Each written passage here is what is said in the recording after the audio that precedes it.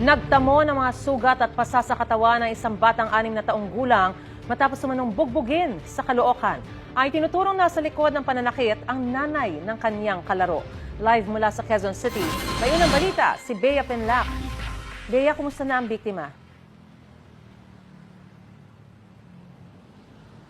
Maris, bagaman na operahan na kahapon, kritikal pa rin ang kalagayan ng 6 na taong gulang na bata na binugbog umano ng nanay ng kanyang kalaro sa Caloocan.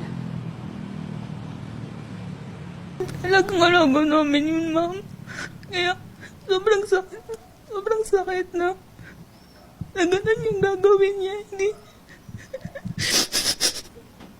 Halos madurog ang puso ng pamilya ng 6 na taong gulang na babae dahil sa sinapit ng bata sa kamay ng nanay ng kanyang kaibigan.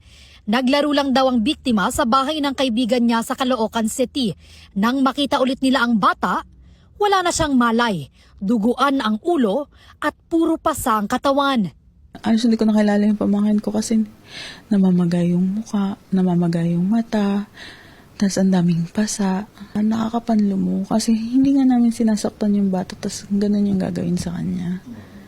Ayon sa pulisya, ang 6 na taong gulang na anak ng suspect pa ang mismong nagturo sa nanay niya. According to the statement of the witness na pumasok daw yung mama niya, then walang apparent reason, inuntog-untog daw yung kalaro niya sa bowl 4 na beses. Then binuhat at inuga-uga.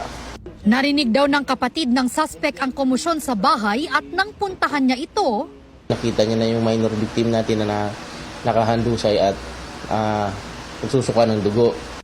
isinugod sa ospital ang biktima na nagtamo ng malalalim na sugat sa ulo at ibang parte ng katawan. Kritikal ang kalagayan niya hanggang ngayon. Sinubukan naming kuhanin ang panig ng suspect pero hindi na siya nagbigay ng pahayag. Inaalam pa ang motibo sa krimen. Yun ang tinitignan pa rin natin ngayon, bakit niya nagawa ron sa bata. Pero based sa investigation natin, tinanong natin yung nanay nung suspect natin, may record siya na may mental disorder. Kung ano man yung dahilan niya, for me, hindi reasonable yun to do that sa pamangkin ko. Baby ko yun. Baby namin yun. Sobrang sakit. Sobrang sakit sa amin. Lumalaban pa rin siya. Lumalaban siya sa buhay niya. Reklamong frustrated murder ang kahaharapin ng suspect na nakakulong na sa Hillcrest Police Substation.